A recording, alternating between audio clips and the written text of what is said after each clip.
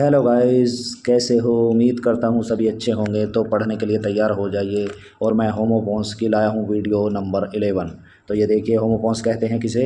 सबसे पहले पता होना चाहिए होमोपोन्स क्या होते हैं। होमोपोन्स होते हैं जिनका उच्चारण एक समान हो, सेल सेल सेल, लेकिन उनकी स्पेलिंग अलग अलग हो। SALE, SAIL, SELL, और उनका अर्थ भी अलग हो। एक सेल का अर्थ है, SALE का अर्थ है बिक्री, SAIL का अर्थ है तैरना, और SELL सेल का अर्थ है बेचना।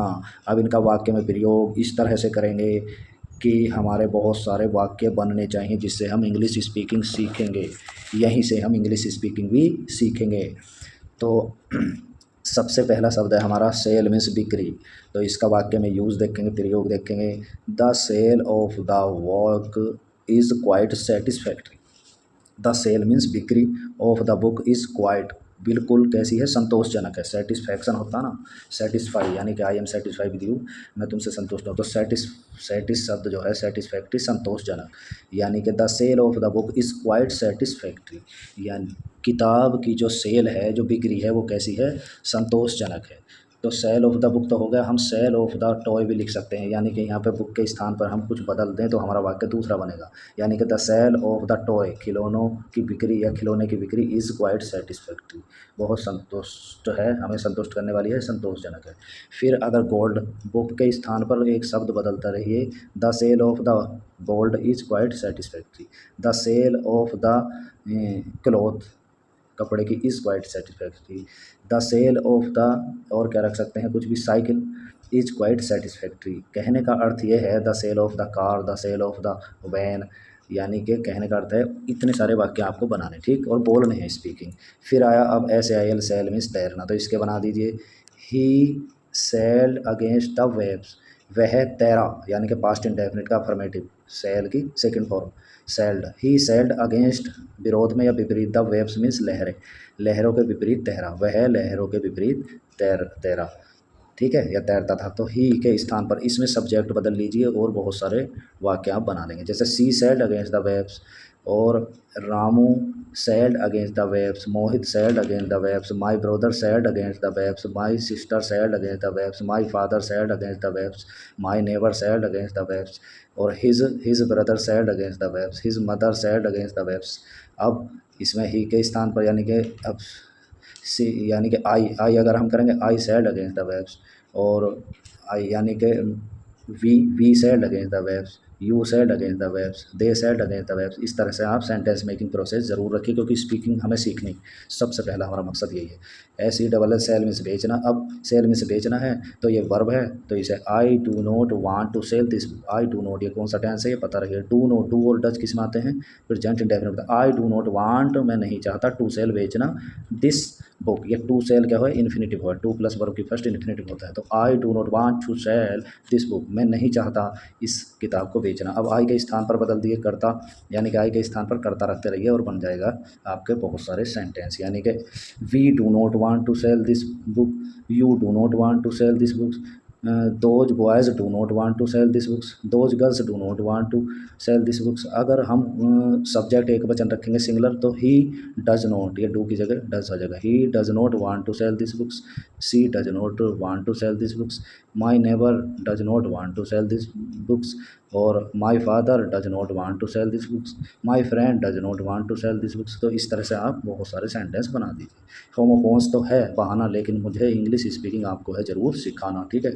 SCENT, सेंट मीन्स खुशबू, और SENT सेंट मीन्स भेजा, यानी कि सेंड की ये सेकंड फॉर्म है, और थर्ड सेंट, सेंड मीन्स भेजना, और इसकी सेकंड फॉर्म सेंट, भेजा। और SCENT सेंट मीन्स है खुशबू। तो इनकी स्पेलिंग में, स्पेलिंग अलग अलग है, अर्थ अलग अलग है, लेकिन इनका उच्चारण सेंट सेंट है, ठीक है। तो अब यूज देखिए, the rose gives sweet scent, the rose, गुलाब, गिव्स देता है स्वीट सेंट, ठीक है।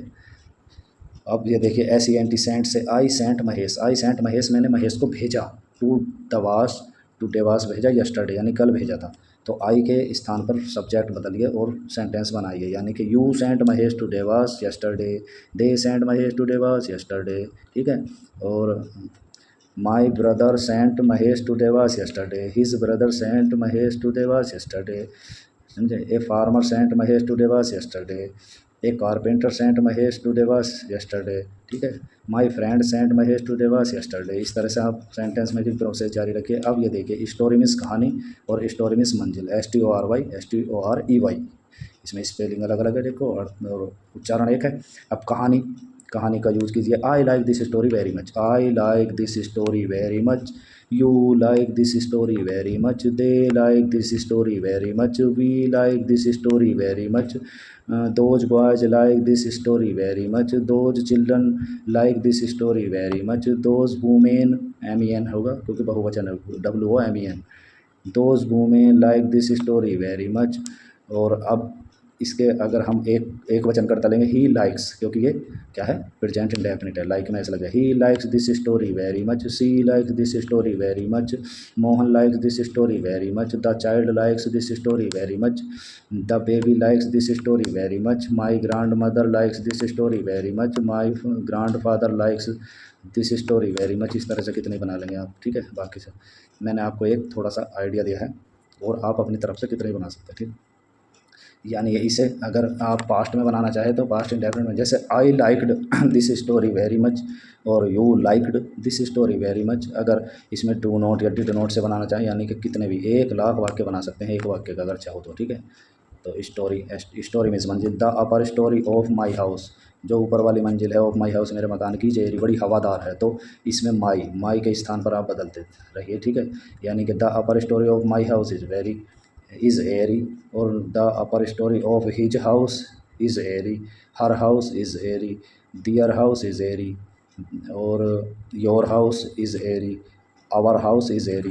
इसकी जगह अगर वाज कर देंगे फिर बन जाएंगे अधिक, यानी कि my house was airy, his house was airy, और दियर हाउस वाज एरी, ऐसे बन जाएंगे, ठीक।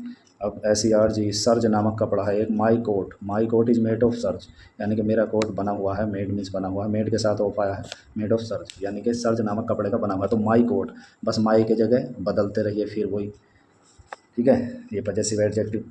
तो माई की जगह his coat is made of serge, her coat is made of serge, है ना, और your coat is made of serge, our coat is made of serge.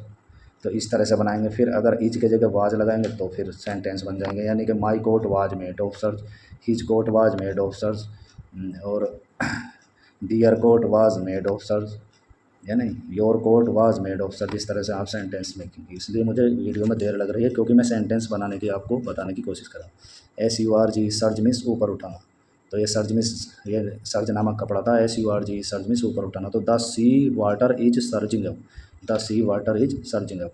तो इसे अगर बढ़ाना चाहो तो द सी, समुद्र का पानी ऊपर उछल रहा है, यानी कि the sea water is surging up, या the sea water was surging up, या बना देंगे the river water is surging up और the river water was surging up. अगर नोट से बनाना चाहें फिर बढ़ जाएंगे, the sea water is not surging up और the sea water was not surging up, और the river water is not surging up और the river water was not surging up. इस तरह से आप यानी कि कोशिश करें वाक्य अधिक से अधिक कैसे बनाएंगे। सीर मीन्स काटना, अब ये देखो सीर मीन्स काटना और सीर मीन्स केवल।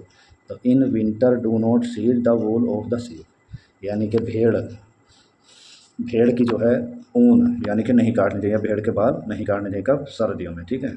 और फिर है सीर मीन्स केवल, he passed by sheer dint of labour, वह डिंट ऑफ लेबर यानी कि परिश्रम के अभाव में, पास्ट यानी कि गुजरा, वह किसके, परिश्रम करने के अभाव में गुजरा।